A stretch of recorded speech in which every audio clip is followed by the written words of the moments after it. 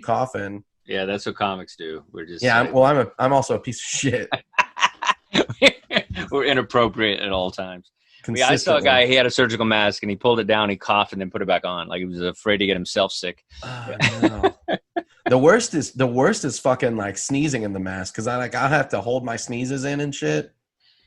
Yeah, I mean, human beings are gross. I'm surprised something like this hasn't happened sooner. We're really gross. Like we're just, we don't wash our hands. Like that's it. We don't do stuff we should be doing. Like I remember like right before it was all happening, I was where was I? I was at an improv in Dallas with TJ, and I remember being in the men's room, and it was right when people were talking about it.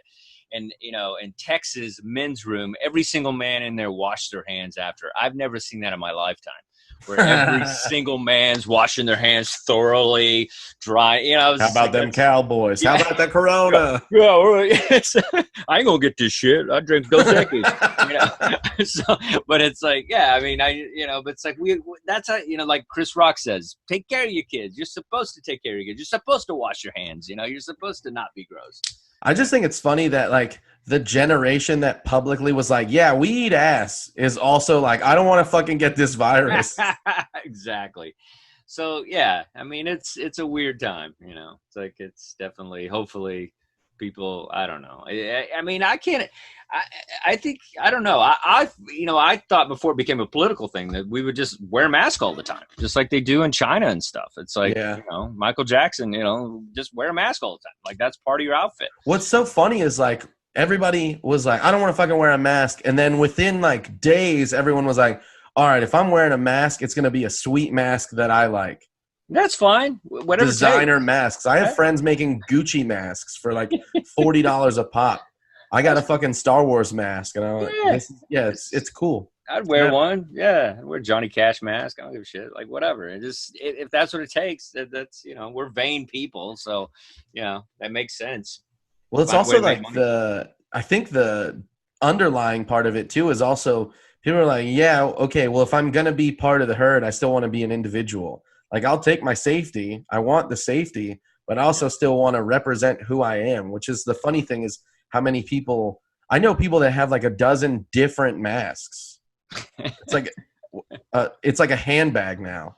If you wear a mask, like it's a designer purse. I'm like, I just don't want to get it. That's all, like I don't care.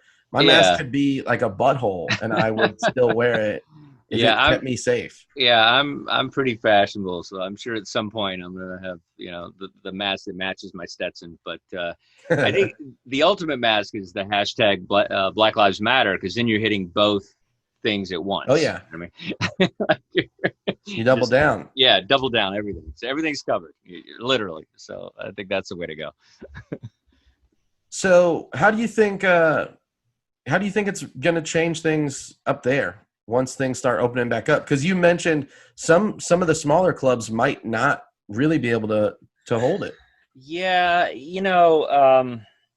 like I was saying, like the temperatures and things like that. We'll see what ends up happening. Like I've been talking to my guy, and he's been rattling off different things that'll probably happen. And, and who knows when we actually open what will happen. But, things that we've talked about, like a plexiglass on the front of the stage, like something like that would make sense. I mean, I'm always spitting on people, it's like, when you're on stage and like, you just see it fly out of your mouth. Like, it's like that happens all the time. And so I get, I'm just a spitter when I talk fast, I get revved up and it comes out. So that's not the dumbest idea. Some sort of plexiglass, sneeze guard for the comedian on stage. I mean, they should make it bulletproof. That way, the audience, if they're mad, they can just start shooting at us, and we're still safe. I played a couple of those rooms, but I did a prom show one time. And a kid had put a gun on the table. Like I was doing black jokes, like messing around, not like offensive, just playing around, like whatever, Lampanelli-esque. And then like he just put a gun on the table and just kept it there in his fucking like blue tuxedo. I was like, what? And then I made fun of it. I was like, who brings a gun to the prom? Like, what's wrong with you? He's like, I'm getting fucking laid tonight, one way or another. You bring a bottle of Jack. You don't bring a gun. Like, what is wrong with you? And then I exited as quick as I could. Yeah, right. You're like, okay, I've Yeah, been. see ya. But I think it'll change a lot, and for a while. And I think well, ultimately in New York, which is different than most places. I mean, Virginia Beach, you guys get a lot of tourism, but not like New York. And so when tourists come back, I think things will be a little normal. When Broadway opens up and when all that energy of tourism happens, that's when I feel things will be normal-ish. But when you don't have tourists and stand-up comedy in New York, it's gonna be rough for a while. I don't think we're gonna have to worry about 50% capacity, because I don't think there's just gonna be a lot of people going out to shows. And I think most people just kind of want to go to bars, get drunk, and hook up. I think that's what's going to go first. Yeah, I don't think anyone's hooking up at comedy shows. No, people people want to drink and meet some new people, and so I think that's what's going to thrive. Once bars can open, people are going to go crazy for bars, and I think they might go to comedy clubs for comedy, but probably will go just to a place that they can drink again, which that could always go either way with comedy. We all know that, but yeah, it'll be different for a while, and it is what it is. I don't know, if I don't know what I'm doing, like, because part of me kind of wants to transition into other things. So, I mean, I definitely, I'm going to do stuff with TJ and Nate and stuff, and my own headlining stuff. But I don't know. I'm going to be selective. I think, it's really going to have to be worth it. Working with those guys is definitely worth it. Sold out crowds, making good money. Oh yeah, for sure. It's also my like buddies. Great exposure. Yeah, they're my buddies, exposure, whatever. I get fans. Like, the whole thing is great. But, for a $20 spot with 6 people in the crowd, I don't know. I'm gonna have to rethink that whole thing. That goes back to kind of like what we were talking about before, is like the opposite of the Zoom thing. Like, you could do a Zoom show, there's no risk. It's like the risk reward payoff is there. Yeah. It's not like on a Zoom show, like you said, if you bomb on a Zoom show, you just close your computer and you go back to fucking eating waffles. Like, okay, whatever. Like, life goes on. Yeah. But on a big show, it's you go, okay, in a theater show or something like that with Nate, the risk versus reward is like, yeah, I'm on the road with this guy doing theaters. The reward, that's a huge payoff.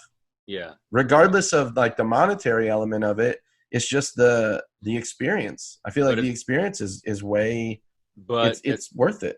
It is worth it, but at the same time, the risk. That's a lot of people under a roof. So, oh yeah, that's that fucking the germ incubator.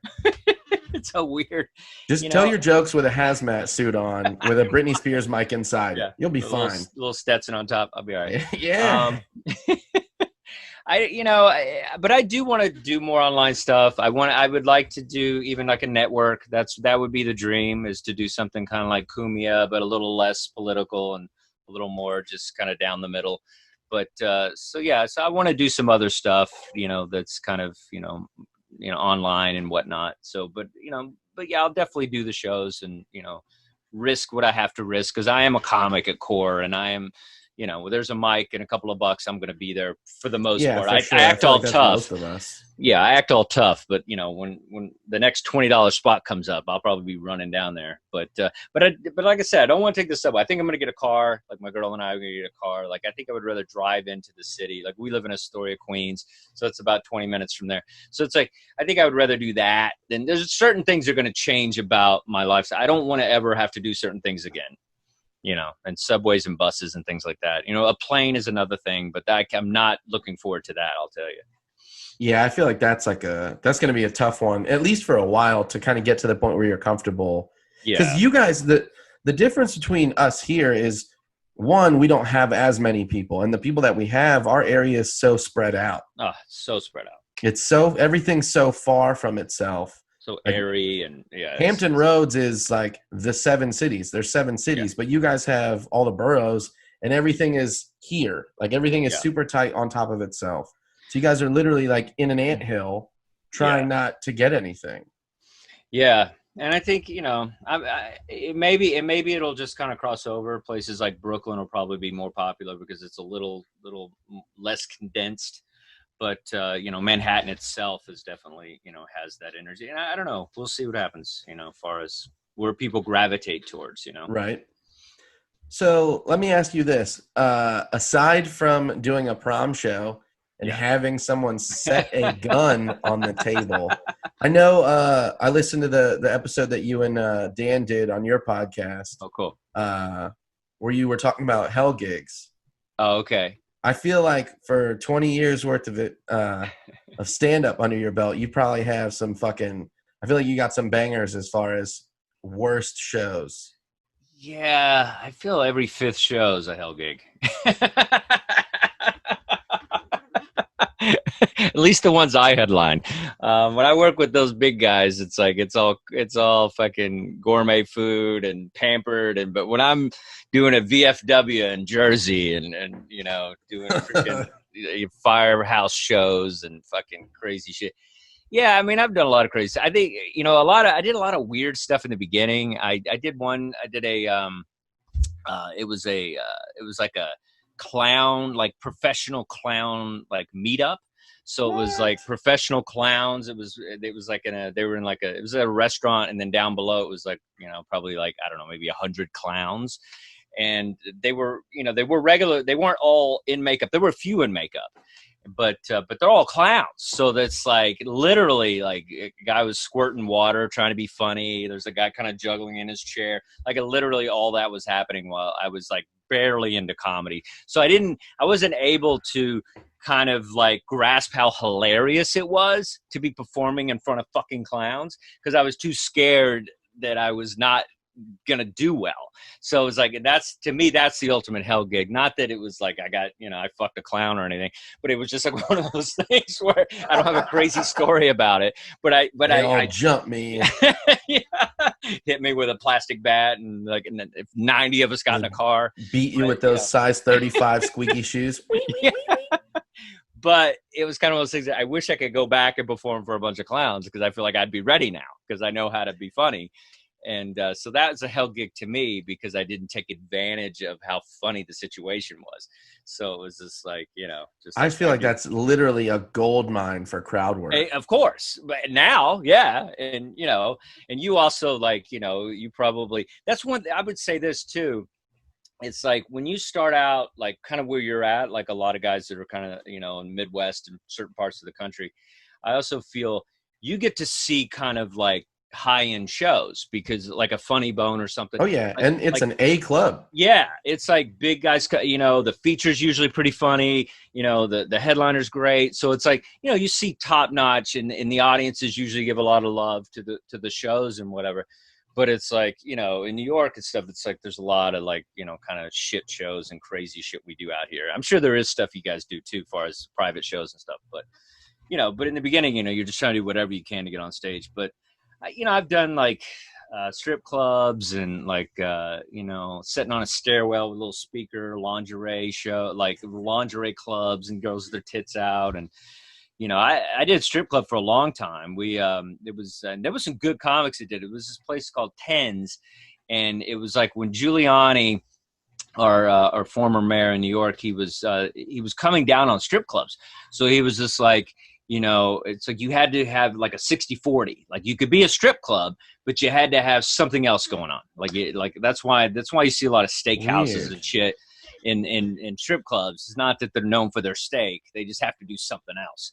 And so there was this particular one, turned it into a comedy club. It's called Gramercy Comedy Club at 10 Strip Club. So it was literally like you had to exit through the strip club. And but it was like so the one room was the comedy club, and then everything else was full on strip club. And it was weird because it all the chairs were lap dance chairs, so the audience was fucking hilarious. They were all like down like a lap dance position, and there was a pole on stage. But it was like big comics. It was like Nick DiPaolo and Patrice and like Lampanelli. A whole bunch of big guys would come through. But and then one thing that was funny about it, it was just like, it was connected to a strip club. So, we had to, they paid us sometimes in, lap dance money. and then we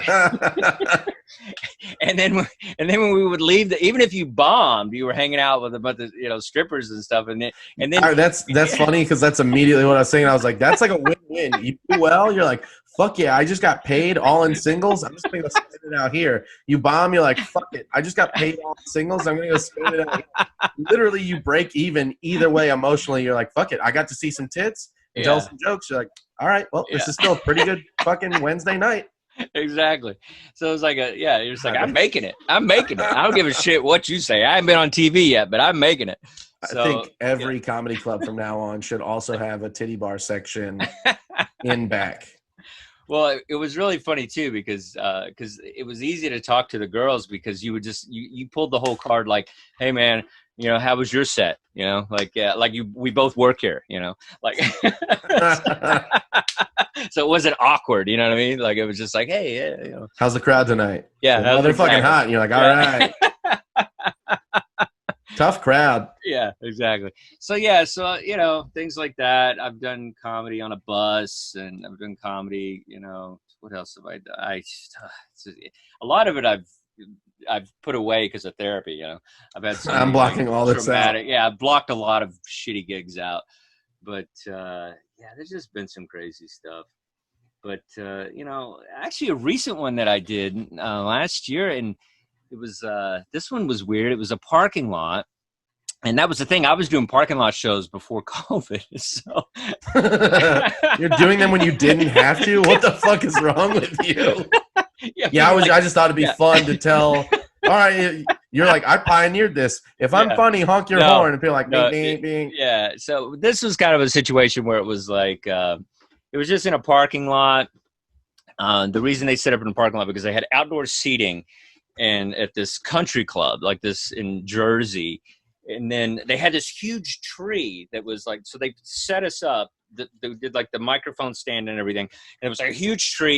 And you had to literally look around the tree to see the people because the people didn't want to move because they were kind of not really into the show. They were just, a lot of them, their backs were turned and they're just eating their food. And we were just doing comedy at them, which I've done a lot of gigs like that where you're just like a fucking jukebox.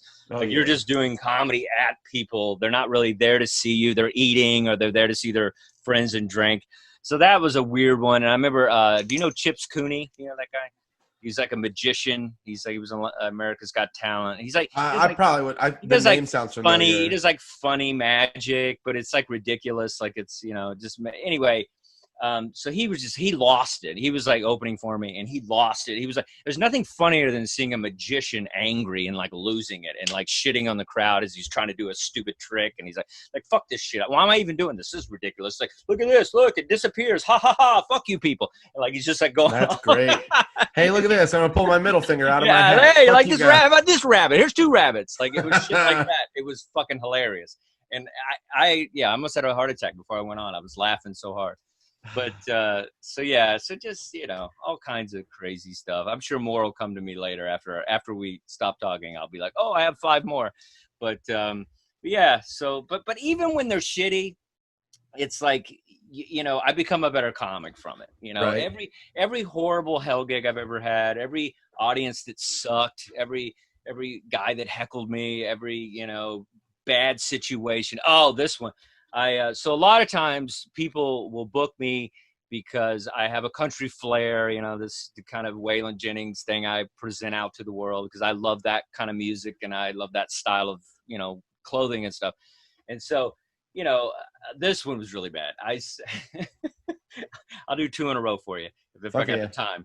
So I got booked on a New Year's Eve show and it was supposed to be, and they wanted me because it was cowboy western theme, and so they had a country band that was like in Albany, and it was like the big country band in Albany, and then they had then they're gonna have an act before me, and then me, I was closing it out, and or other way around, the band was closing it out. It was an act before me, comedy, and then the band, and so I get there, and a lot of people think that like I'm just like like their sensibility. Just because I wear like boots and shit doesn't mean that I vote like you. You know what I mean? Doesn't mean I'm not punk rock. It doesn't mean, you know, like, you know, people don't, they think they know just because you wear a cowboy hat once, like, oh, he's like us. Am I? I don't know. You should see my voting record.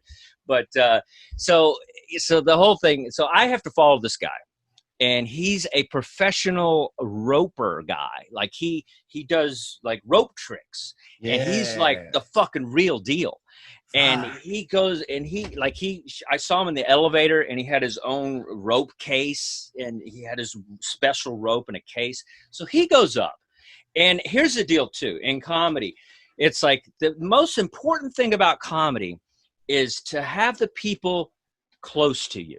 Like whenever there's this is a situation I had. It was a dance floor, and then the band was on the stage, and then they had the mics here, and it was like it felt like 100 feet then the audience. So you have this gap. Shit. So you're just basically a gap, and they got a cordless mic, but the cordless mic won't work. Like it just every time you go away from the stage, it just vibrates or whatever. So anyway, so that's what I was looking forward to. So before that, this rope guy goes on stage. And he's like phenomenal. He's got this rope that glows. He's got like disco music. He's got 2 ropes going at once. The crowd's going crazy. They're just like, this guy's the greatest rope guy of all time. He like ropes audience members. He's got 1 rope on his foot, 1 rope on his shoulder. Like it's phenomenal how good he is. I've never seen anything like it in my life. So, and then it's like, they go bananas for this guy. And then it's like, okay, you ready for the comedian? And so then I go on stage. And like I said, there's this huge gap between me and the audience. And I start to go, I'm from Texas. I'm from a little town called Racism. And I start making fun of Texas and they're just not having it because they're real country people. I start to kind of go kind of a left angle of how I believe in things. They're just not having it. I'm bombing my ass off, just dead silence. And so then I'm like, oh, well, I got a cordless mic. Fuck it. I'll just go to the crowd and just rickles the crowd. So that's my gut instinct was to do that. So I run out to the crowd. I start like fucking with them and stuff. Like, look at your bow tie. Look at your, because it's like New Year's Eve. So some of them were dressed up with cowboy stuff and bow ties and shit. I was making fun of them. And then it's like, and the whole time, then they stop me and say, we can't hear you. Cause it's just, the speakers are just like Jimi Hendrix, like vibration on the, the fucking, so it's like, so I'm just like, Charlie Brown, Wonka Wonka. They can't hear anything. So then I got to sadly walk back to the stage so they can hear me. And then it was just a horrible fucking, whatever. And then I was sick too. You ever done comedy where you just got you got a sore throat on top of it? And so the whole thing was bad, but it was $1,000. I got barbecue. I lived with it. Hey, fuck it. Yep. You're like, I'll sound like the teacher from Charlie Brown for $1,000. Who gives a shit? And then you get to walk away going, and I saw a sick rope show. And then one more I want to tell you that was really funny. So I get this other gig, and it was pretty recent. It's probably about 5 months ago. And, this person that booked me, she was like, okay, this is great. You're going to love this. And I'm like, okay, what do you got? She goes, you're going to be opening for a Johnny Cash impressionist. Like he's the premier Johnny Cash, like impressionist guy. He's from like where they do the thing in Missouri or whatever, Branson, Missouri. I think there's a big thing out there where it's like it's either Vegas or Branson, And so he's this huge like impressionist, and he sings all the songs, and he has a backup band. Like it's a whole thing, and he looks just like Johnny Cash. Like he looks, and I love Johnny. I mean, Johnny's my dude. And so I'm kind of almost opening for my idol. You know what I mean? Like it's as close as you can get to it. Yeah. You're like, can you just say, I, Johnny Cash, am so proud of your jokes. Tell me you love me. So there's a lot of emotions going on. I'm excited. I'm like, this is, because I feel like, and he looks just like him. And, that's wild. And so I go on stage. And it's kind of one of those things where I don't have a stage because it's like they don't want us to fuck with the music. So they just give me a mic and there's a cord and I can't go very far. So it's kind of one of those things where there's people seated behind me and they're all like 100 years old. Like everybody's like 80. They're old as shit. Brutal. And so I'm trying to do jokes and, and I'm doing okay. I did pretty well. Like I was okay with myself. I felt like for what I had to work with, I did well.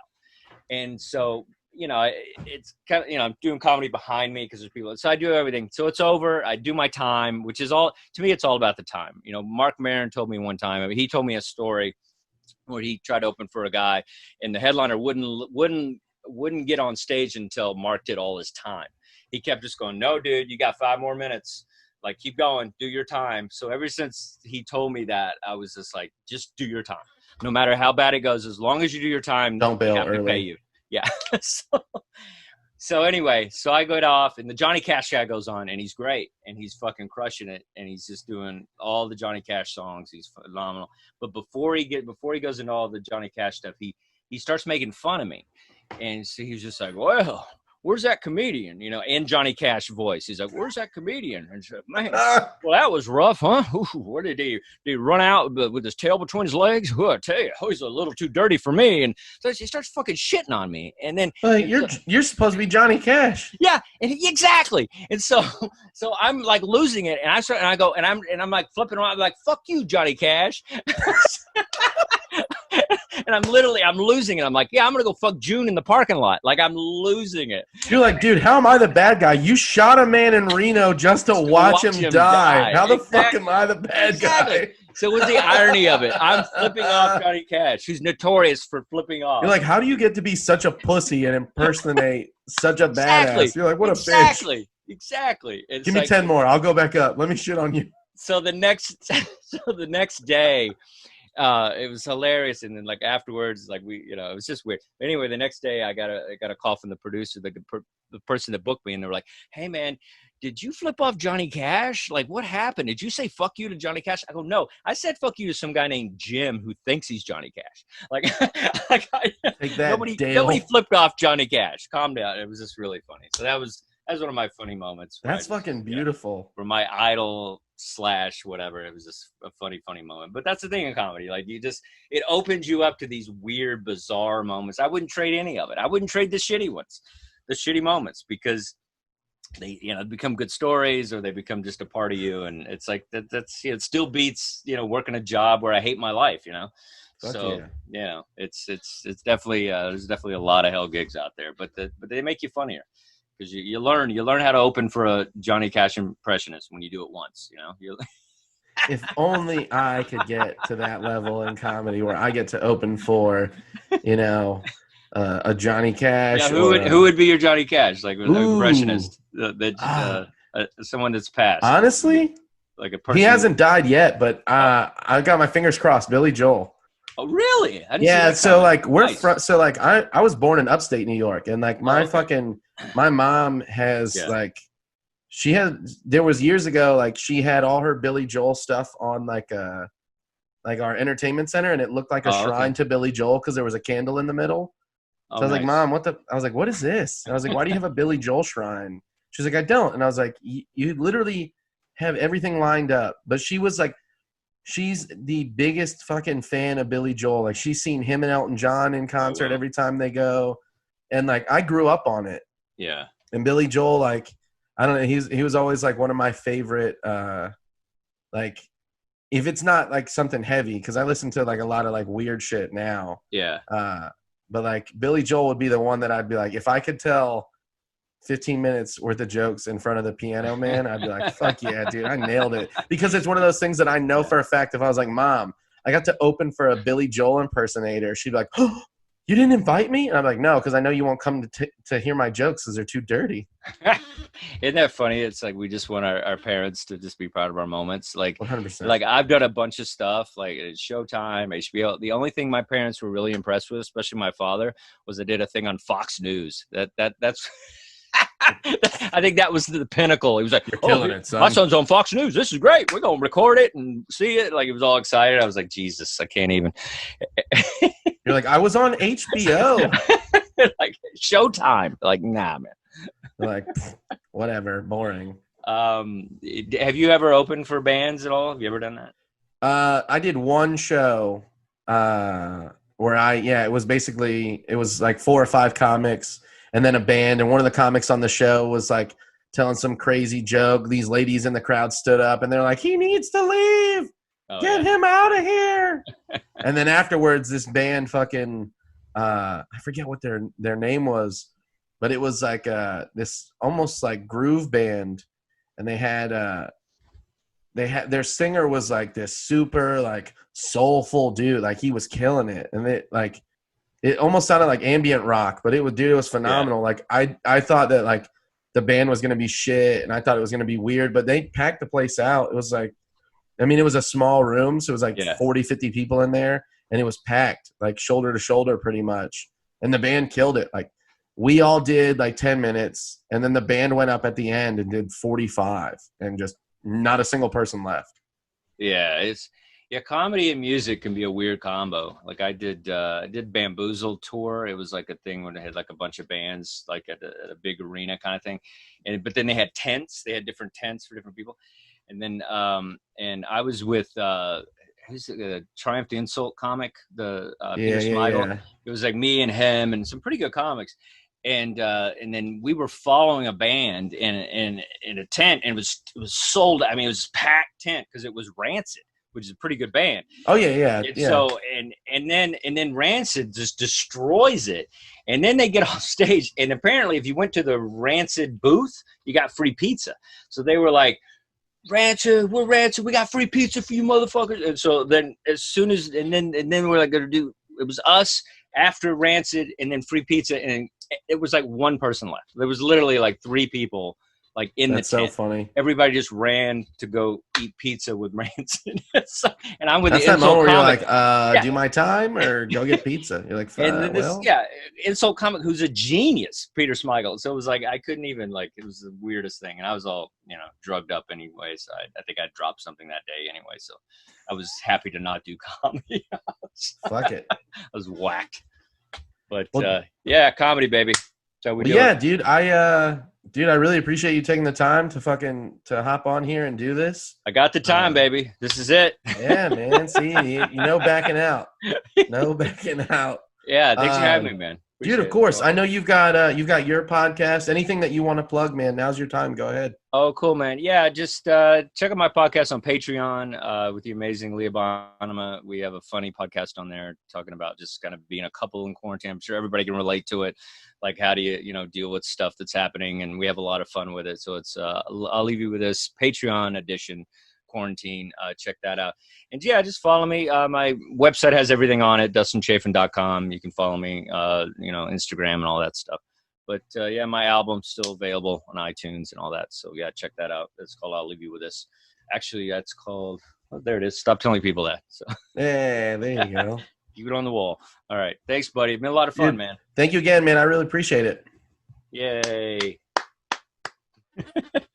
Take it easy, man. All right. Take care, buddy. You too.